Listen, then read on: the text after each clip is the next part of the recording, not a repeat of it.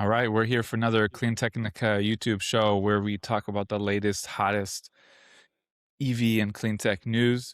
I think the story of the year so far, first 2 months of the year, has been dropping EV sales, um, particularly in China, but also the US. The US situation, I guess, we're basically more familiar with because of the end of consumer subsidies incentives under the Republican rule, and it was expected, but that's what we're seeing. Um, but the U.S. is the third largest market in the EV market in the world, behind China and Europe. China is the largest, accounting for more than 50% of EV sales, and it's also got a sales drop due to a variety of factors. Some loss of subsidies as well, uh, but a big deal there is the fact that BYD sales are down significantly after years of huge growth and just coming to dominate the market, especially the Chinese market. But as Larry pointed out a month ago, and much better this week, I think, but we'll try to get into it.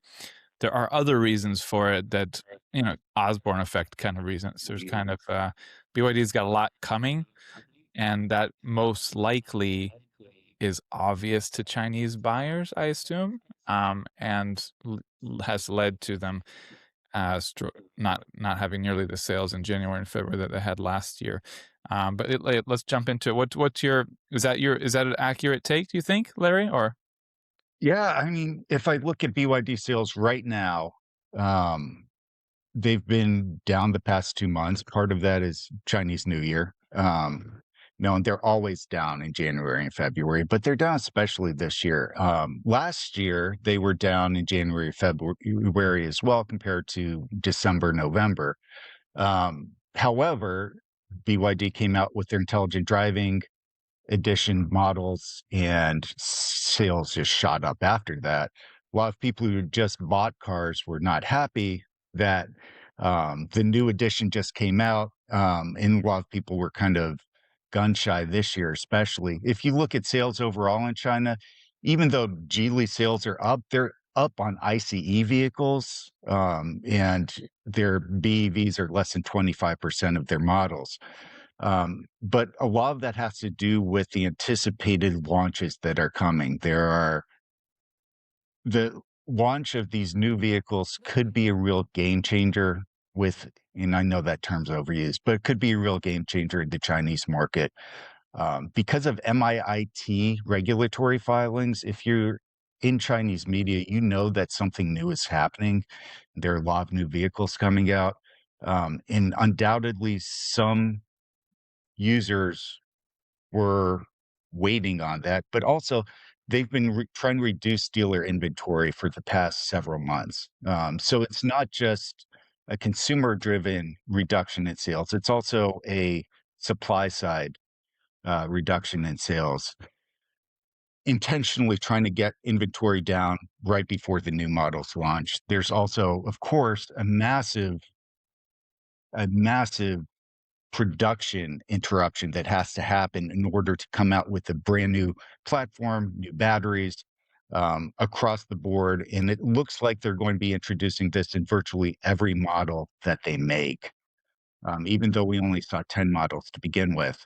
So if I if you put all these pieces together, um, chances are that's what the big sales picture is. Of course, we don't know, are consumers going to respond to this the way we think they are? I think there's a pretty compelling reason. It looks like the prices are not going up, range is going up, performance is going up, in some cases 50%. Ranges are going up to over 1,000 kilometers in some cases.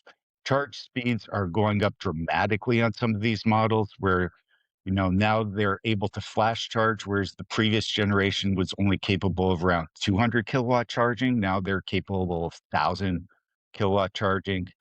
Um, so it's a pretty dramatic step forward, and along with that, BYD is massively rolling out these new flash charging stations. We're talking about 1,000 in the next few months. They already have 4,000 that they've installed that they're switching on now. So it's a pretty dramatic change in the market that is happening right now. If they had been selling at the same rate, and then people saw that the new models came out, they'd be pretty upset with their purchase. I have a feeling. Yes. So a couple questions before I wrote Stephen. So one is this routine that Chinese models get significant updates after the Chinese New Year, early in each new calendar year, and secondly, is that a bigger deal this year? Are consumers getting more wise to that, more d more waiting for those updates, or just in particular this year, do you think consumers were attentive to the fact that BYD was gonna have some big updates, so they held off? So I think there are a few things going on here. One, with Chinese New Year's, it always drops, and it's become a habit, especially with electric vehicle makers, to have their big product launches in first quarter. Um, because sales are down traditionally, they have traditionally done the product changeovers because, sales are down. They don't have to worry as much about technology updates happening on the production line. So that's part of it. Also, this year, there's a cultural aspect to it in that it's the year of the fire horse, and the fire horse is high energy and it's also transformative change. So the saying is the snake clears the way and the horse carries you forward. From a philosophical perspective, this is the year for transformative change within their culture.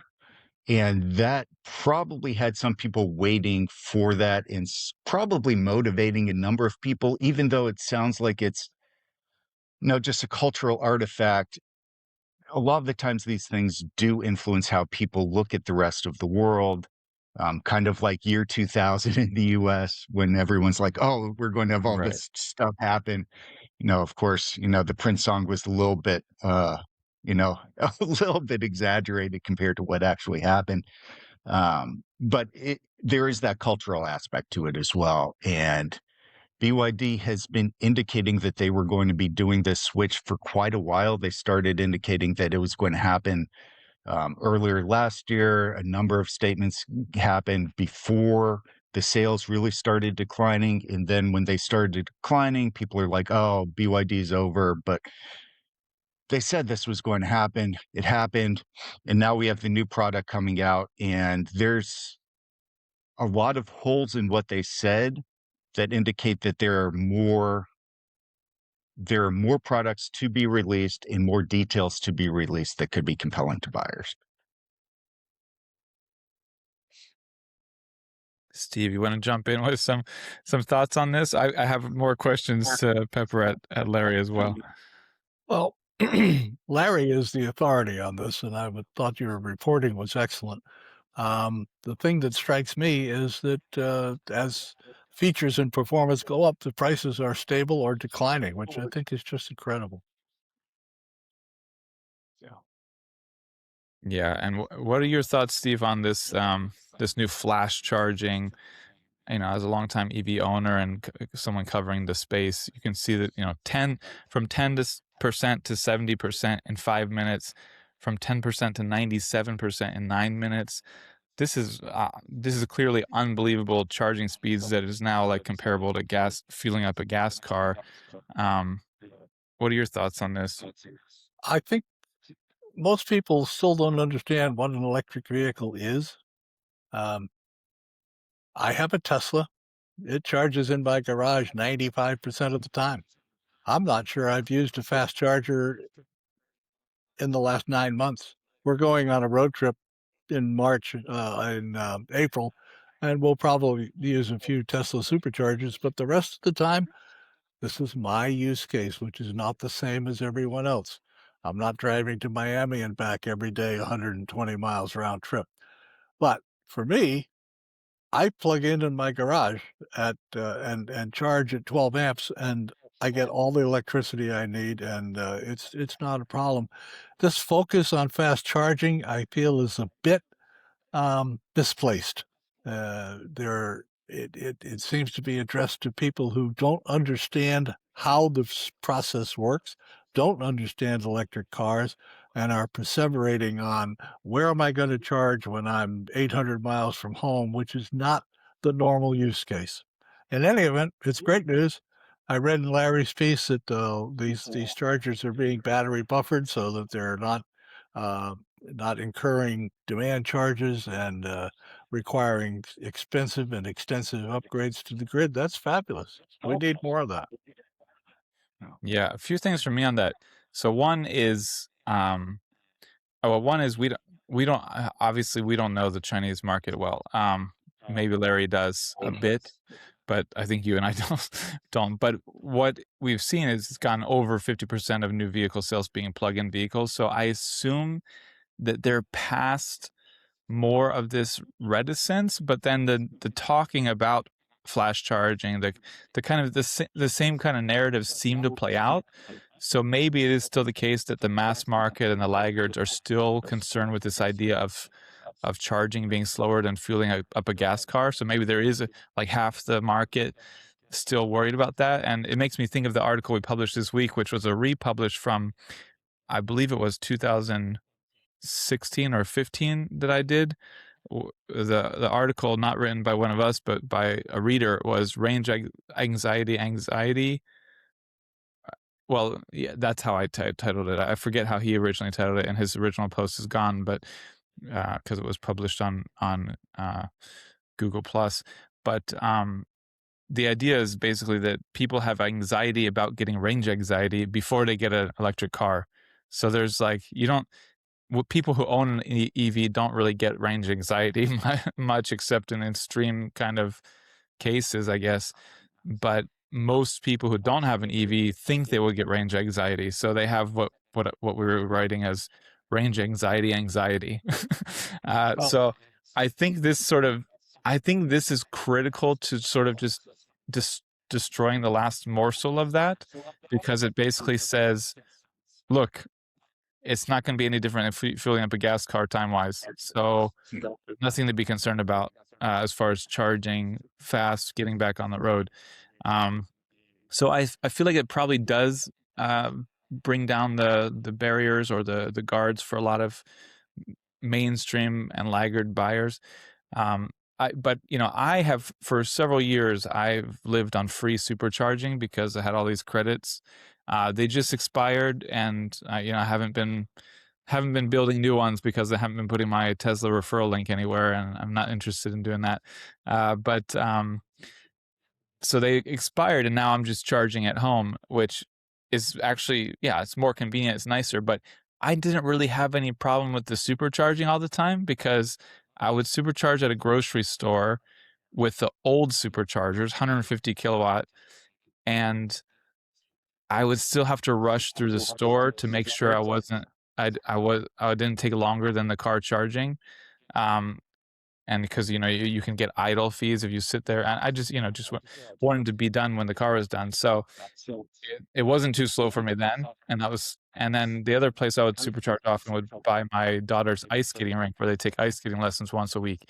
And again, it was I sat in the car, did some work, and while they were ice skating, and it wasn't an issue. So I've never had an issue with it. But this level of this just changes completely the on the road or outside of home charging experience, because it's so fast. It's like fueling up a gas car. And so the last thing on that is, I assume there are a lot of Chinese buyers who don't necessarily have easy home charging because they live in mega cities. They live in huge cities without, you know, they don't have the low density, large, lots and garages and that we have in the US typically. So I assume this is really important for people living in cities, and that's a lot of Chinese people. And but also in the US, it would be people living in New York or Chicago or Philadelphia or DC or different places where, again, you're not going to have an easy home parking space probably like you do in Florida, like Steve and I do in Florida, even in relatively high density apartments and townhouses where we live. But yeah, So I guess my big takeaway is it's going to break down the barrier for a lot of people who are reticent about going electric, but um, and just sort of push China to the next stage, the next level, which few countries have gotten to.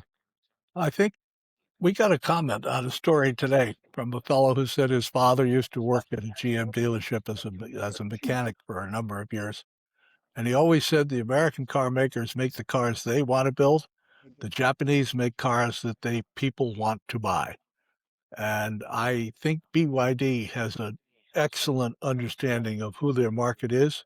And if they're doing this, it's because their marketing research said this is important. This is what people want. Whether they need it or not is really irrelevant. So I think it comes down to more than just need, and it's more than just consumer wants in the short term. I think this is a substantial shift in how people are going to approach EVs. Steve said something like they don't want that, they don't understand EVs, or they don't understand what they're dealing with. And I think that the importance of this is they don't need to understand. They don't need to think about it. When I was watching the presentations, it focused more on the customer benefit than a lot of the technical details. People are asking me like, well, what's the chemistry on this? What's their, cycle life and all these kind of tech. They really didn't focus on that. They focused on it much more like an Apple presentation where it's like pixel screen. You weren't able to see the pixels or like a retina screen weren't able to see the pixels anymore. They didn't really highlight how many pixels they had. They focused on the customer benefit. At this stage, people will no longer have to care about how fast their car accelerates because it accelerates faster than they really want it to. They won't have to care about what the range is on their car because that's more range than they're going to use on a regular basis. They won't have to care about charging or charging availability because there are going to be enough chargers. Those chargers are going to charge as fast as it takes to fill a gas tank. They can get, in some models, over 600 kilometers of range in 5 minutes. And that changes the whole paradigm. People no longer have to think about it. They no longer have to care about what kind of battery is in their car, or how long it goes, and all of this. And it's easy to get all of us who really do care about it, who are kind of like, the people slapping computers together when, Apple came out with the Mac. We're the real enthusiasts here. But for those other people who don't want to think about it, who don't need to understand it, it'll just work for them. And when you get to that level, all of a sudden, all of the concerns that people once had about EVs that prevented mass adoption start going away. Now I can get a 1,000 horsepower car with 1,000 kilometers of range that can give me 600 kilometers of additional range in 5 minutes. That's fast chargers or flash chargers. They're going out throughout the country. It changes the next step. So when China moves from 60% EV adoption to 80% EV adoption, or even higher, that completely changes how customers relate with the brands. And that's going to change how people relate to their cars. It's no longer, I need this car that's going to be comfortable for 40 minutes while I sit here and charge in the cold while I try to get to that next stop. That's no longer going to be a concern for most people. Now it's like, well, how else do I interact with my car? What else do I really need from my car? And that could be, I don't need as big of a battery. Like we saw storage on phones go up and up and up. And then we have cloud storage where you can access storage anywhere you want from anything. And now we don't feel like we need as much storage, even though our data demands have gone up. I think that we're going to see a similar pattern happen here where we don't people don't demand as large a battery, which can make less expensive vehicles. People don't demand all of these technical details or like 0 to 60 times because once it's less than 5 seconds, does it really matter for the average user? Probably not. So we're reaching that point where they're taking away all of the excuses for not buying an EV. Yeah, I would say at the beginning, I don't know if this is going to come across just in the final recording or if it's just happening live due to Wi-Fi upload and stuff. But at the beginning of that segment, you were like really loud and clear, and then most of that segment, it sounded like you had a serious lisp. So I don't know. It was like I was like, whoa. Uh, I don't know if that's going to come across to the on the recording, but if it does, it was just some kind of audio blip. Larry doesn't have a lisp like that. But one thing that jumped out to me in your most recent article about it was you noted the average ICE vehicle, internal combustion engine or gas vehicle, has 500 to 600 kilometers of range on a full tank, and that some BYD models already have significantly more than that, or sometimes even twice that amount. So it makes me think of the old point that for new technology to take over the market, it can't just be as good as the old technology. It's got to be significantly better and the same price, or just as good and significantly cheaper. So you just see them sort of chipping away at one thing after another and becoming better and better than anything else. I guess at this stage, where 50% of new vehicle sales are plug-in vehicles, I guess that's what you expect. That's sort of the stage you would be at, right? Where all of a sudden all of these things start getting knocked down, and there's like really, you have to be a real laggard for new technology, like, which I will say sometimes I am. I definitely I can relate to that. I'm like I'm the kind of person. Well, I thought I would never have a cell phone when I was like when I was in my out of college, still in my 20s. But obviously I was extremely wrong, and it didn't take me long to figure that out. But there are people who are just going to be looking for reasons, and then you just start taking them away so extremely one by one that it's like, well, what is my, like, I guess I've just joined the fold. But also just seeing people with the technology everywhere does that. Um, Steve, anything more on the new BYD flash charging and uh, tech I guess boost before we move on to others? my question to Larry is this going to be specific to the Chinese market, or are they going to include this in overseas markets? Because I sort of see uh, it looks a little like the situation where they're using export markets to get rid of cars that they can't sell in China, and Yeah. bringing the newest and greatest to China, which then become export cars in 2 or 3 years. And I'm just wondering whether that is a correct impression or what you think about that. So they have announced that they're going to install 4,000 flash chargers in Europe. There is a challenge with export markets in some of the trade barriers that were put up and technology sharing requirements that a lot of them are asking for localized production. So if you have a technology sharing requirement, companies generally never bring their latest technology sharing. They want to keep their most valuable IP. So for vehicles exported from China, you're more likely to see the latest and greatest technology on there versus ones that are localized, where the local manufacturers have to share that technology. And, no company wants to do that. When companies came to China, they didn't bring their latest and greatest technology. They usually brought the previous generation vehicles. We're seeing a similar situation now. What's happening in China is the market is dramatically more competitive than anywhere else in the world. Everyone's like China's monopoly, and they're going to take over the world, and then they're going to jack up prices because it's not in any way a monopoly. The majority of car makers globally are in China, and they're fighting fiercely for market share. So that is going to keep the latest starting in China for a while because the consumers demand it. Um, we are going to see it in Europe. One thing that you're seeing in Europe right now is the previous generation um, Song Song Pro, which is being sold as a C Line 5. That's not hasn't been sold in China for a while, but it's being sold in Europe now. It was just introduced a few months ago. These vehicles are better in many ways than what's on the road in Europe. So as long as customers want it, then they're going to keep doing that.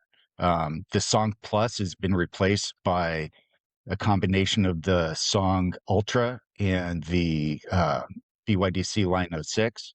So that is still being brought to Europe, largely with the DMI 4.0 platform. They're talking about DMI 6.0 right now. So China will be 2 generations ahead. That kind of is the situation when you have that competitive market. If Europe was open and more competitive, then they would bring out more competitive vehicles to fit that market.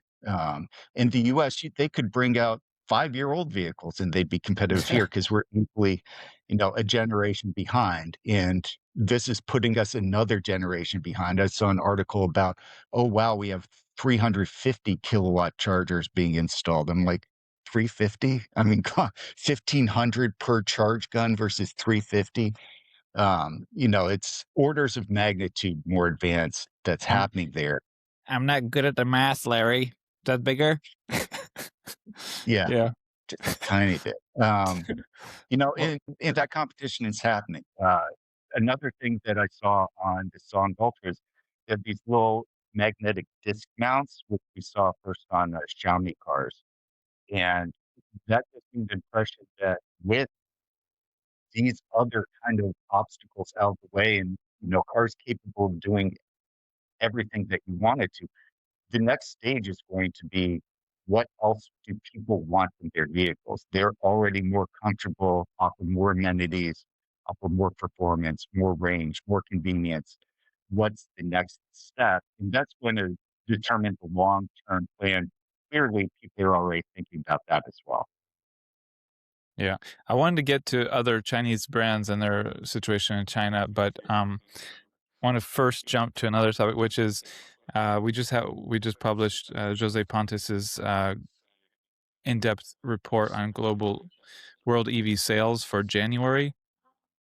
And one of the things that jumped out to me is that, well, actually, two things. Let me uh, find the first one. Well, okay, I'll come back to the other one. But one of them is a result of the other one. But I just didn't think about the other one until just now. But it, last January 2025, China's EV market accounted for 59% of global EV sales, and this January 2026, it accounted for 51% of global EV sales, and that's because the Chinese EV market is down, the US EV market is down as well, but the rest of the world market and beyond Europe, the rest of the world market is up significantly. That's the other percent I need to find.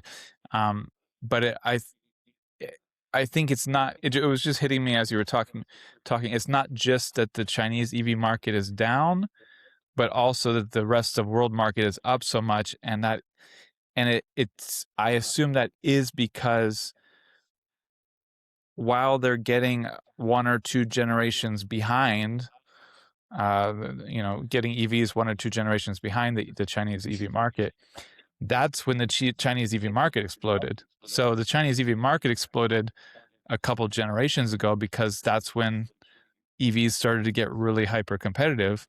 And so we're seeing that in other markets, especially not closed markets, open markets, and markets looking to be leaders, where they're like, hey, look, EVs are ready. And now EV adoption is jacking up rapidly, um, largely on the back of these highly hyper competitive China EV models, from several Chinese brands, most notably BYD, but a few others as well. Yeah. Uh, what Steve thought? Oh, here's the percent. So a year ago,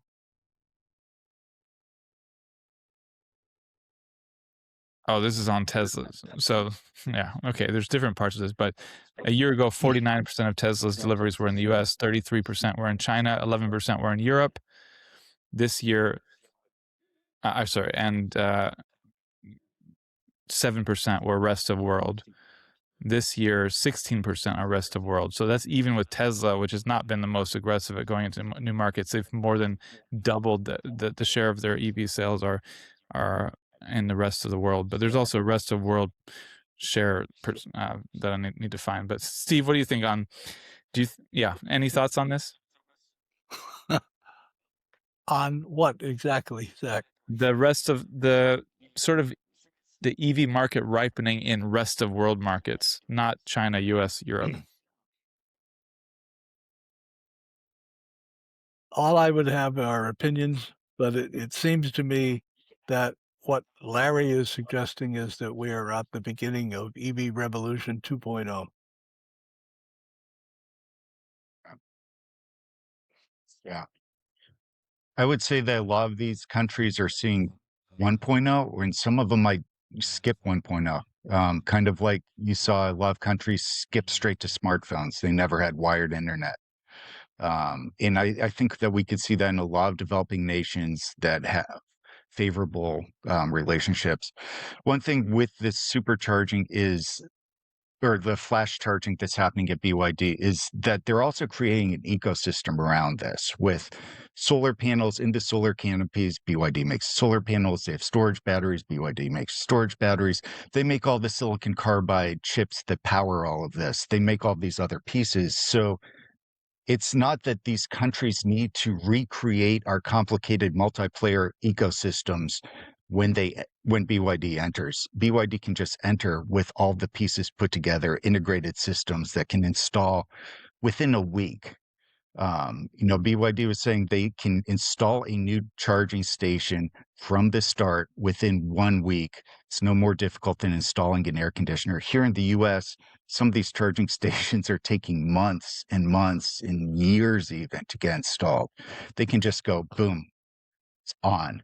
And that's perhaps the most exciting thing is that this is ready to go and mass scale rollout. It's not a science experiment. It's an integrated system that you don't have to worry about. You don't have to worry about like, well, what's the battery life? It's longer than you're going to be driving your car.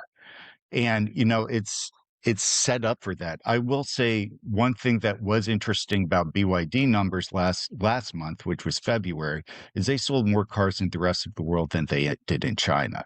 Now, part of that is the ramp up to the new technology launch in China, but the other part of that is their sales are growing massively in the rest of the world, and So I that's found going to change. I I found that I was scanning for the wrong word. So so yeah, as I said, EV sales in US and China are down this year in January, but if you remove China and the US, plug-in vehicle sales were up 36% year over year. So there's actually significant growth around the world if you just remove those two markets for their specific reasons. BEV sales in particular were up 37%. So, and again, yeah, I feel I was going to say the same thing. It's sort of like EV Revolution 1.0 with these markets where they're getting all these new models, they're getting cost competitive really quickly, and they're jumping into the stage China was at a little while back, and sort of leapfrogging the U.S. As you said, you could say it's leapfrogging, like they did with mobile phones and whatnot. But I feel like it is just level 1.0. But yeah, well, let's jump to the Chinese market a little bit more. So we talk about BYD, but is it a similar thing with other? So XPeng has sales down a similar amount year over year. Neo sales are actually up, but most of the market is mostly down, and these tech leaders are down most for the most part. I liked your explanation about it being this year of the. I mean, it makes a lot of sense. If people are expecting rapid technological change this year, why would they buy the old technology that's Mm, about to be outdated, and especially with the experience of the past few years where the market has really jacked up. But I mean, if that's in your mind, the year of the fire horse, is that what it is? Fire horse. Yeah, the year of the fire horse, then you're like, oh, I can't wait to see what hot new tech I'm going to get, and I'm not going to buy in January or February. And there were different policy changes in China that sort of said, they couldn't build up big inventory and then offer huge discounts to move it at the end of its cycle because of changes in the law there. So I assume automakers were a little bit more like, okay, we got to make sure we're not left with too much inventory in January, February, and that's what we're seeing part of as well. But yeah, what are your thoughts on Xpeng, Xiaomi, Li Auto, other Leap Motor, other EV companies, and how they're doing this year so far? And if they have like, if you think they have a similar problem of kind of people are expecting something big and new, so they're waiting. So Xpeng has a number of product updates that are happening. They just had a new X9 come out a few days ago for the X9 EV. There are a number of updates that are happening throughout the ecosystem.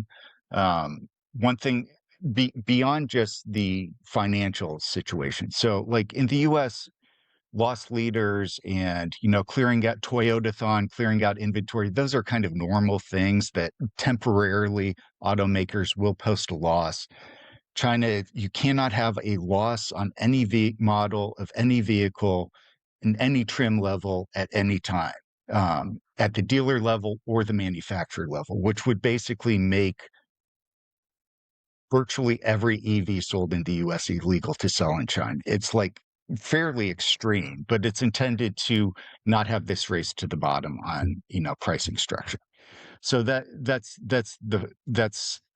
one motivation in all this. But we're seeing a number of updates happening at a number of automakers that are fairly significant. Some of those are going to be in response to regulatory changes. From a safety perspective, we have new battery safety regulatory changes that are happening this year that are requiring some automakers to make the shift. A number of automakers were in on developing those standards, so they clearly didn't have too much of a challenge moving it over.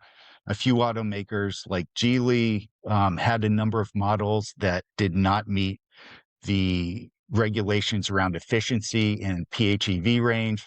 So they're having to make some updates to those models.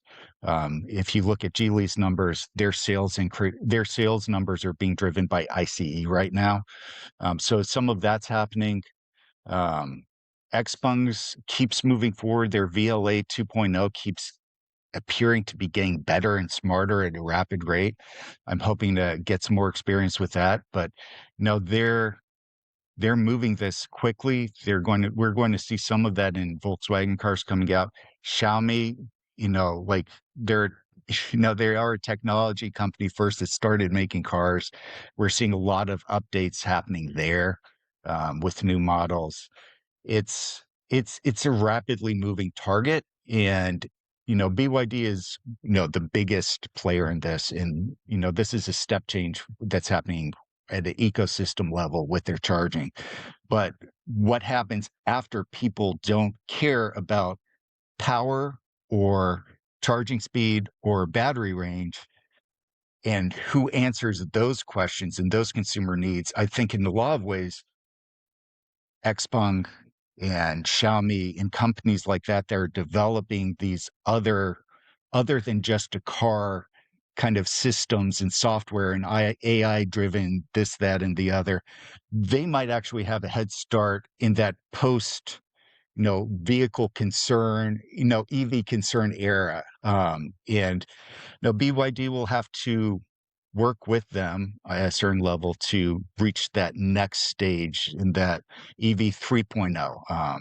I think one thing that people have realized is that Chinese automakers aren't thinking in a quarter by quarter plan or even a year by year plan. They're thinking decades ahead and what the next step's going to be and everything they need to get there. There's that long strategic thinking that's driving a lot of these companies. And I think that these automakers, and when I was in Xpeng's presentation, they were like, we are not focusing as much on super long range now. We're going to focus more on faster charging. I think they're already thinking at that next level. And then they're focusing more on processing power than horsepower, which is something that we heard them say, as well as a few other automakers. That's going to influence what that next step is.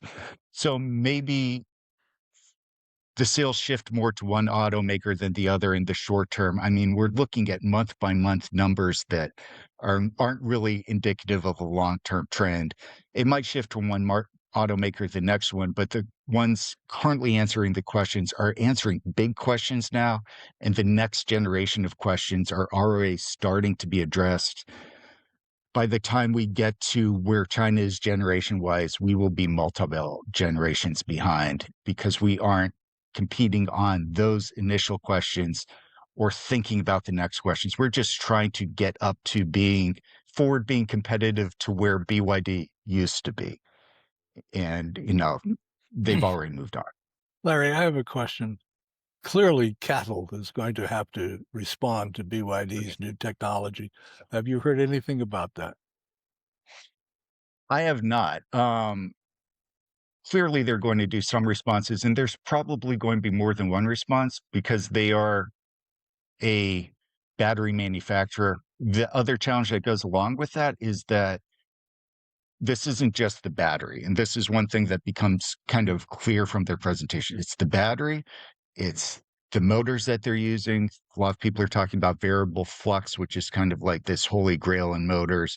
It's the motors that they're using. It's the silicon carbide charging, uh, power electronics. It's the charging system. It's all of this coming together. So even if CATL comes up with an equivalent battery cell, getting to that next level is going to be a challenge. CATL also has a lot of money invested in battery swapping stations. And that in many ways is a competitor to flash charging because flash charging can add as much range as battery swapping station can add. There are trade-offs with battery swapping from a cost perspective, from a capital perspective, from a vehicle structure perspective, because it makes a structural battery much more difficult. So that's going to happen. But I have a feeling that you are going to see CATL batteries used with BYD electronics and motors and patented technology.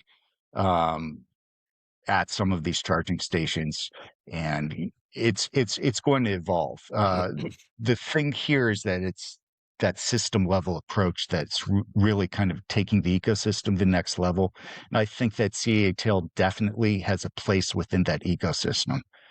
The other thing I would say is that both BYD and CATL are planning on launching at scale solid-state batteries next year. So this is just one step in the evolution that's going to see more steps in the evolution, happening down the road.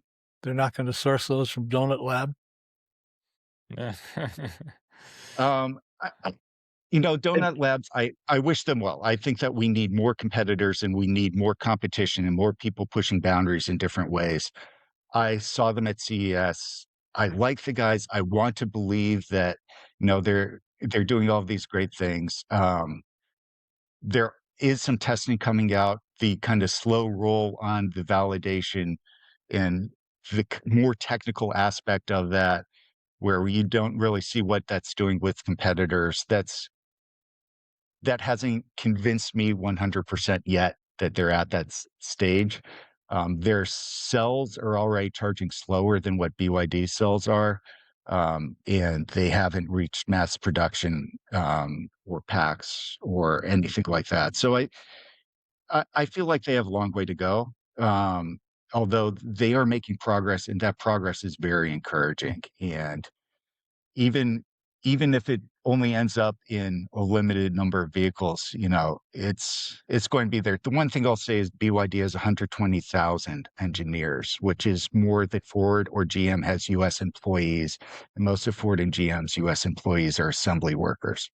Um, the scale of effort that they're putting in engineering is hard for any startup to really match. You just hope that they hit that lucky holy grail, with, their much more limited resources to get them to something competitive. But breakthroughs don't always happen with the largest engineering team. So we'll I have to I see. only mentioned Donut Labs because the conversation online has been, shall we say, spirited. And Yeah, there's a lot very. lot of people have strong opinions, and frankly, I don't know because I'm Yeah, not a battery scientist. yeah, Yeah. same. Yeah, it was a good question on CATL or cattle. I I think my thought was they are able to keep more closer to their chest because they don't have this issue of having to file, put in public regulatory filings for new EV models, because they're just the batteries. So perhaps but they've just been on the forefront of battery technology for so many years. So I figured it must be neck and neck there too. But it is an interesting way of putting it, Larry, that it's an ecosystem approach, ecosystem matter. I was just going to end with the question: when do you guys think we were going to get flash charge 1,000 kilowatt flash charging in the U.S. For passenger vehicles? I think How long do you think till we get that? uh, I'm my money's on 2050. So you're an Oh, optimist. I'm just Yeah, kidding. that's I'm just kidding. yep. I hope it's not that long. I want to assume it's 3 years, but I feel like that's extremely optimistic. I mean, the question is, how does it get here? Who brings it here? and Who's who's around? and Who's what in this vehicles market? what vehicles is it going to be used for? Yeah, yeah. Well, we Yeah. keep getting Not for the announcements of withdrawals. it's not going to be used by the Chevy Blazer EV. Yeah, the Yeah. Hyundai I iX6 think just that got that's a good withdrawn point, from the U.S. and market. it could be used by megawatt charging, could be used by heavy trucks, but those That's trucks why I aren't said charging in passenger 5 cars. minutes. That's why I said Yeah, passenger cars, because I know that's planned for Tesla semi trucks, but yeah, yeah, and well, it's we're already seeing challenges with our grid and installing fast chargers that are 300 kilowatts. People need to really take that system level approach and figure out how to make this plug and play, drop in easy, as well as, the US needs to update its electrical grid and update all the energy generation and resources going into that. But we need to have people starting thinking about how to make this simple and easy to implement, because until that happens, we're going to be far behind. And, like coppers costs a lot of money. And if we're wasting copper, um, because we don't want to have imported silicon carbide, that's going to be a much larger challenge. I, I don't know. Trade Uh, policy could change rapidly, it was only two but it years might not. ago that Ford wanted all their dealers to jump in with both feet into the EV revolution, and they wanted them to have X number of fast chargers available at their dealerships. And the Ford dealers were quite concerned and started screaming that these fast chargers were going to cost $1 million a piece. My guess is that this BYD flash charging does not cost $1 million per charger. Yeah. I So I have a feeling that the technology has moved forward at astonishing pace in the last 2 years. yeah. I have a feeling that installed with battery backup and everything, it costs less than it costs us for our 300 kilowatt I chargers. wouldn't I wouldn't be surprised. I wouldn't be surprised. Yep. Well, thank you both. Thank you, Larry, especially for keeping us up to date on what's happening in the Chinese market with BYD. I love all the screenshots in Chinese where you get the translations running, and you're just like, it's great. It's great. It's exciting and a bit sad, and it is kind of just like not used to being in this position as an American, but it's like you can see the market is so far advanced and moving so rapidly, innovating and progressing so rapidly in China, and there's just on a totally different scale. And it's weird because we're not used to being so far behind technologically, at least in obvious consumer markets. And so it's like, wow, it's really hard to keep up with a foreign market that's way ahead of us, and it's also really doesn't feel great. Doesn't It feels weird. And then, you see all these new models launching constantly, and then you look at our supply in the US, which is way better than it was a few years ago, but it's still so limited comparatively. And then we're getting right now like announcement after announcement of models that are not EV models that are not going to be sold here anymore. The Hyundai ioniq 6, the different GM and Ford models, and the F-150 Lightning is like, it's like, wow, we're really going backward. Um, Yeah. while the rest of the world and China in particular is going forward so quickly. Here's an Any Well, final analogy. thoughts? Here's an analogy for you, Zach. The world is like a cruise ship that's steaming in towards the horizon. The U.S. has fallen overboard and is in the wake on a raft, watching the ship disappear into the future and saying, "Wow, what happened?" Well, what happened was we took our eye off the ball, and we're going to pay big time for this. yeah, to build on that, I would almost think about this in terms of the way, I mean, BYD framed it, less about them being a Chinese company, more about them being a company with 120,000 engineers. The one thing that China has as an advantage is massive talent development. And if we really want to catch up, we can't throw money at it and expect it to solve the problem. This isn't an MBA problem. This isn't an I mean, this is an HR problem that we can't recruit enough engineers for this country. But if we really want to go at this, we need to take a hard look in the mirror, start developing engineering talent here, start realizing that we don't have the sheer numbers to be competitive on population. We're probably going to have to collaborate, even if we have the same level of per person, engineering strength, and really kind of getting that going. And, as a word of encouragement, I think that we are seeing the fruits of people trying to actually create better solutions versus extract money from systems. And when that happens, we can have a lot of progress. And if people start seeing the value of creating better solutions, that's a positive thing. And I hope if there are any young people, and it's not just, I mean, other than middle-aged me, guys The on 3 of here, us. that they take that as encouragement and that start seeing the new ways that they can really engage in the system and create value from it, not just extract shareholder value. Yeah, and Larry, how does it feel to be like a non-engineer working at BYD with all those engineers around? I'm just kidding. I'm kidding because there's so many people who are claiming that Larry's works for the Chinese government or BYD or something, and Oh, it is funny, especially like I don't know, if if they're watching these videos, I would think it would be help to see you more as as who you are, but it also made me think like how many people have obsessively followed Tesla for years and report on the stupidest stuff, to be honest, but let alone the bigger stuff. Um, who don't work for Tesla, obviously, or don't work for the U.S. government, and the fact that people, I think, have a hard time seeing that you're passionate about following the leader in the EV market and understanding where it's going each step of the way because it's got 120,000 engineers and it is advancing the hottest technology repeat consistently. So um we know you don't work there, Larry. I mean, but if you're hiring, I mean, but but but I am happy that you know so much, that you follow it closely enough to know more than me about it, because then I get to learn from you, for sure, a lot more than me, and I learn a lot from you on it. So it is really exciting.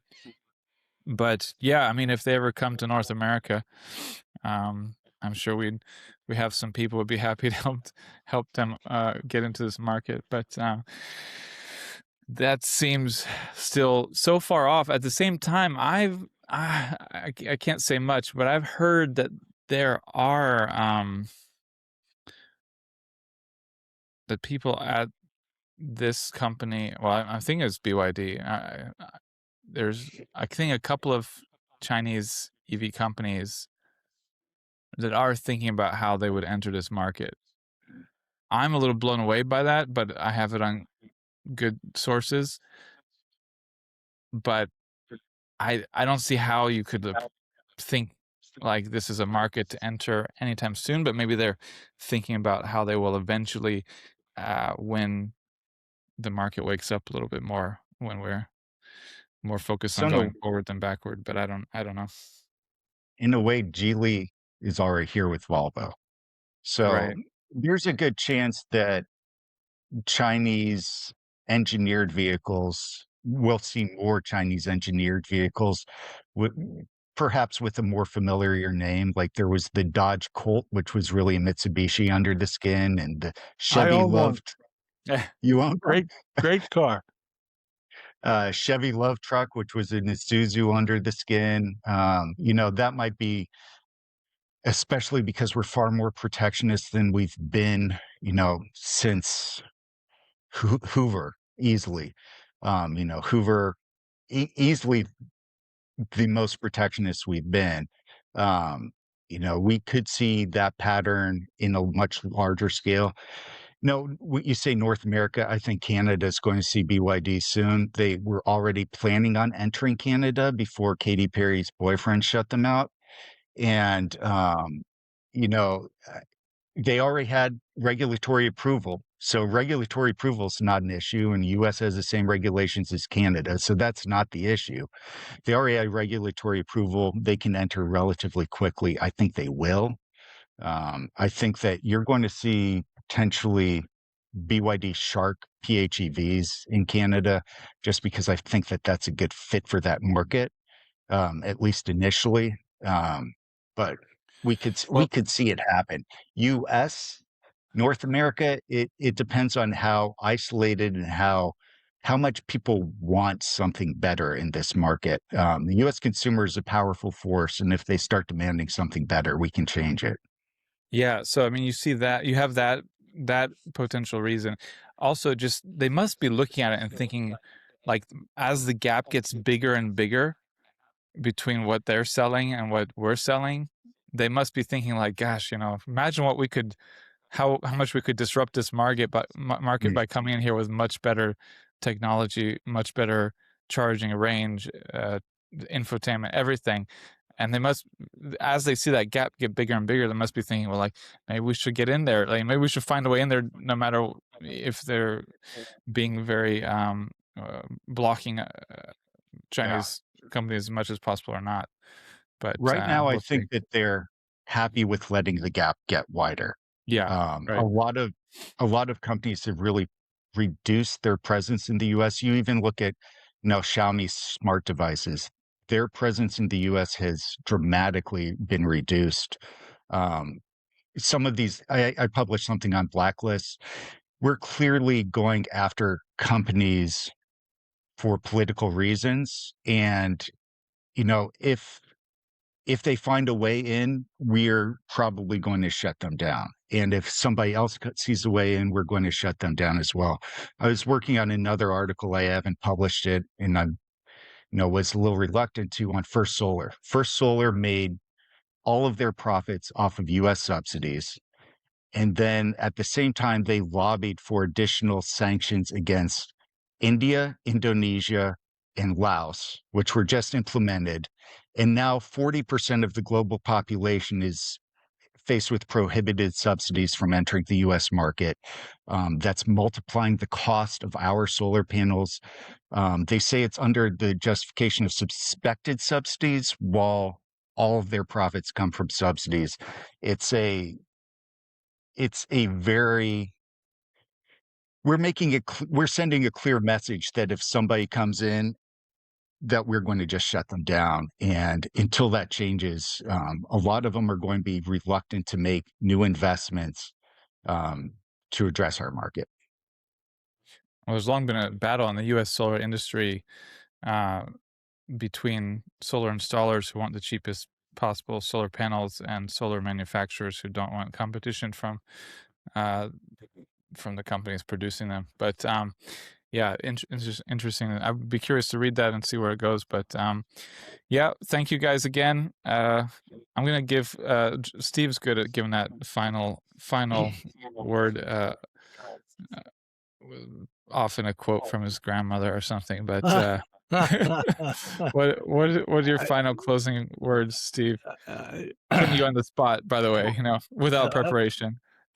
yeah, without preparation, I'd say, well, are we going to see Chinese EVs in America anytime during my lifetime? And my standard response is, "We'll see," said the Zen master. There we go. And with that, thank you all. Have a good day and week and weekend. Peace.